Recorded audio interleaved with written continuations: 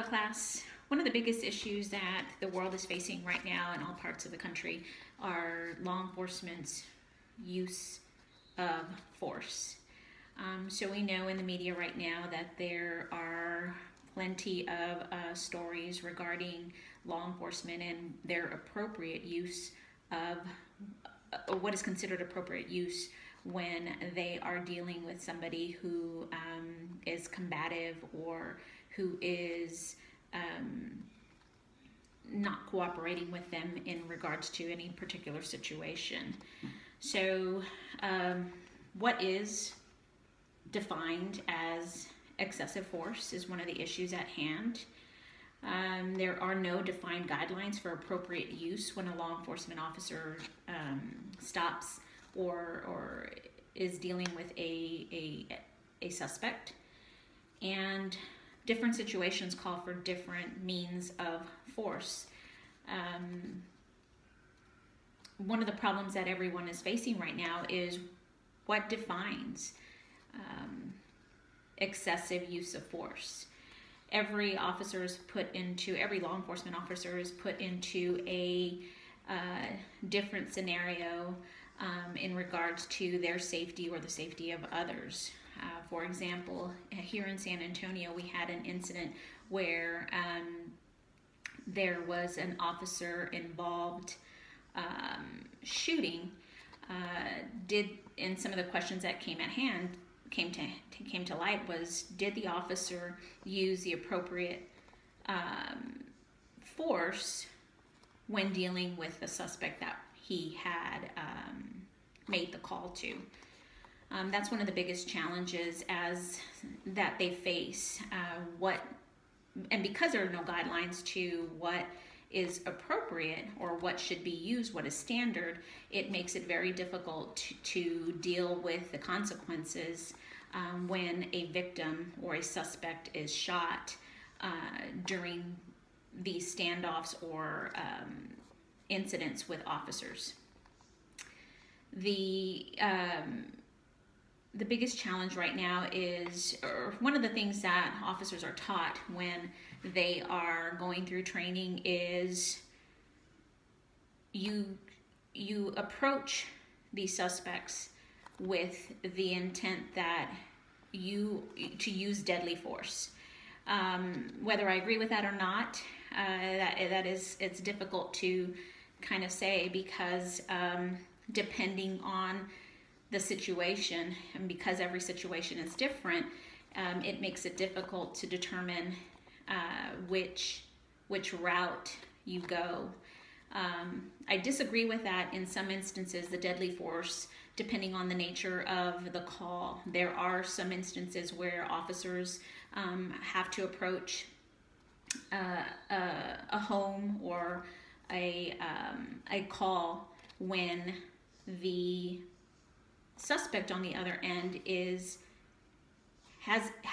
armed, and so as somebody who may have, or if you're an officer's family member, you fear for their safety. You have to know that they are going to use any means possible to ensure their safety and the safety around the people that where the call is being made. On the other hand, the suspect, may not. There may be instances with that suspect where maybe he is suffering from a mental illness. Maybe he is having personal issues, and you have that family side or the personal side where it makes it difficult to justify or understand how the law enforcement officer only used deadly force and ultimately killed this individual. It's a very thin line, very hard way to determine who is right or who is wrong.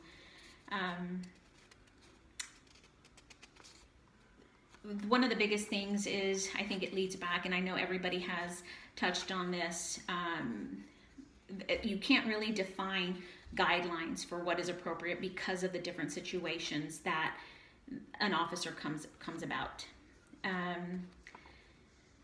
The other thing is training.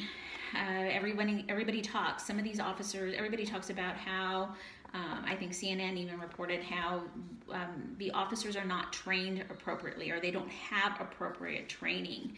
And I disagree with that, because they go through extensive training.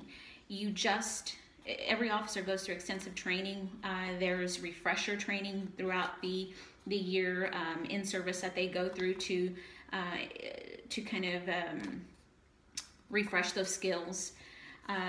So I don't know that it necessarily reverts back to the training aspect of it. I think there are just individuals that you never know how you're going to react when you are faced in a situation where you fear for your life.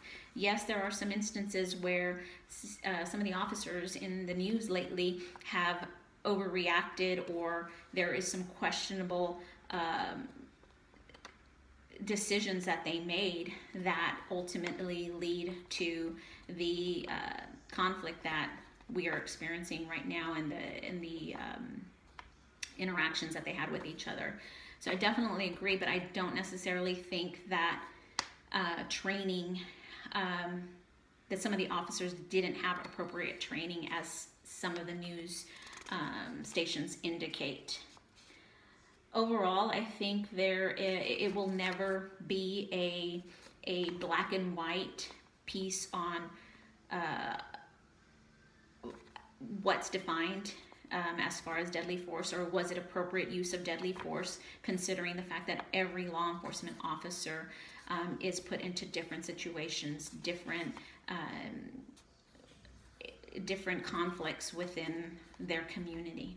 And unfortunately, I don't see that there will ever be a resolution to this. We just need to try to work together as a community to ensure that those instances where the officer involved shooting is minimized and can be justified. Thank you.